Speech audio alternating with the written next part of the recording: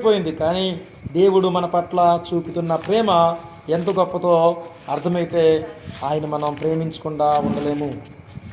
యోహాను రాసిన మొదటి పత్రికలో ఆయన ప్రేమ గురించి 2 మాటలు చదువుదాం. చూడండి ఒకసారి. 9వ వచనంలో 8వ వచనంలో 4:8 దేవుడు ప్రేమ స్వరూపి, ప్రేమ లేనివాడు దేవుణ్ణి ఎరుగడు. మనము ఆయన ద్వారా జీవించినట్లు దేవుని యొక్క ఉద్దేశం ఏంటి తెలుసా? మనము యేసుక్రీస్తు ప్రభు ద్వారా జీవించాలని దేవుడు తన అద్వితీయ కుమారుని లోకానికి పంపెను. దీనివలన దేవుడు మన యందుంచిన ప్రేమ ప్రత్యక్షపరచబడెను. హల్లెలూయా. నేను మీ ఎడల ప్రేమ చూపి ఉన్నాను. ఆ ప్రేమ ఏంటో తెలుసా? నా కుమారుణ్ణి మీ కొరకు ఈ లోకంలోకి పంపించాను. ఇది కాదా నిజమైన ప్రేమ? దేవుడు మన యందుంచిన ప్రేమ ప్రత్యక్షపరచబడెను.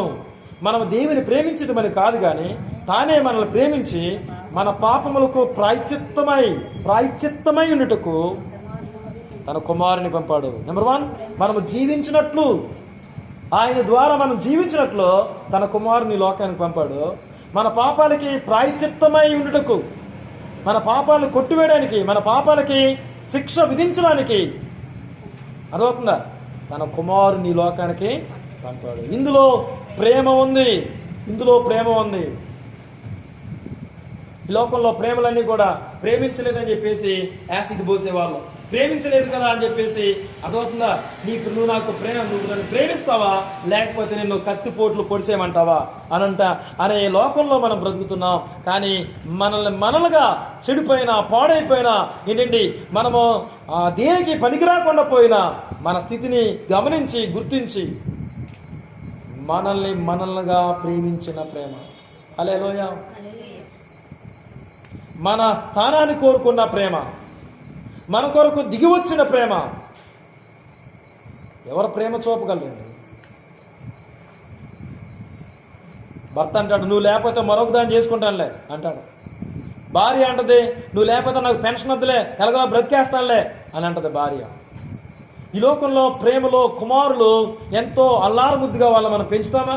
రేపన్న రోజున వాళ్ళు మనకు మేకెళ్ళి కూర్చుంటారు. అదవుతుందా?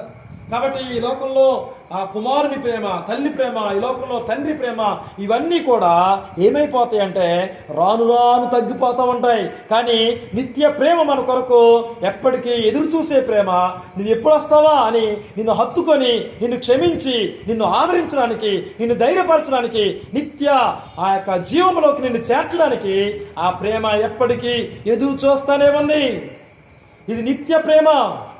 కాబట్టి ప్రియమైన గ్రామస్తులారా గమనించండి, ఈ నిత్య ప్రేమను పొందుకోవాలని దేవుడు కోరుతున్నాడు.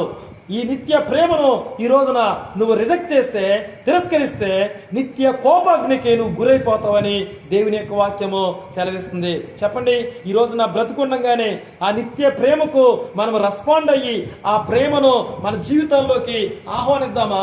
లేకపోతే మనం చనిపోయిన తర్వాత యుగ యుగాలు ఆ నిత్య నరకాగ్నిలో పడిపోయి నిత్య కోపాగ్నికి గురవుదామా? ప్రార్థన చేసుకుందాం. తరల వంచండి.